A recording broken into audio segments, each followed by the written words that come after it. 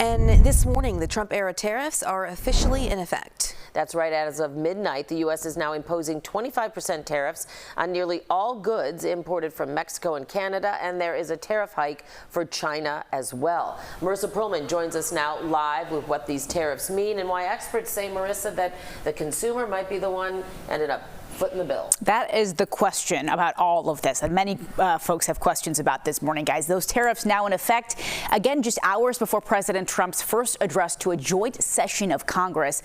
And on top of those 25% tariffs, 10% duties are now in place on Canadian energy products as well.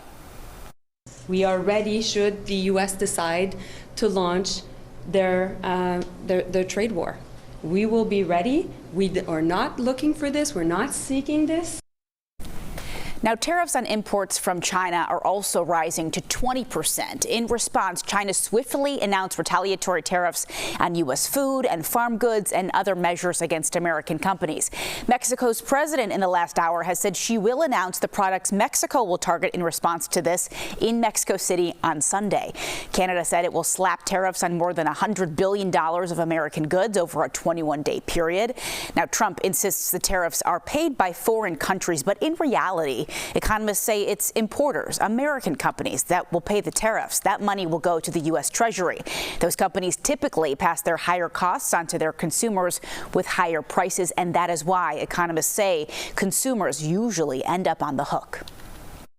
It definitely increases the anxiety that a lot of, average shoppers and Americans are feeling on top of, the expenses that we're already having to deal with. We heard that the White House is going to increase the tariff from product coming from Canada and Mexico.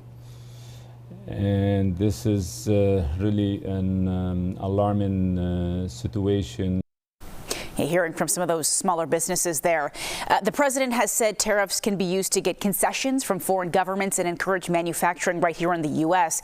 It's also a response, he says, to border issues like the fentanyl crisis entering the U.S. So it appears that month-long delay to get a deal done with Mexico and Canada is over. And we know, guys, that already it has sent the stock market plunging yesterday heading into this morning as well. So something we'll be watching very closely. Yeah, for sure. Marissa, thank you for that.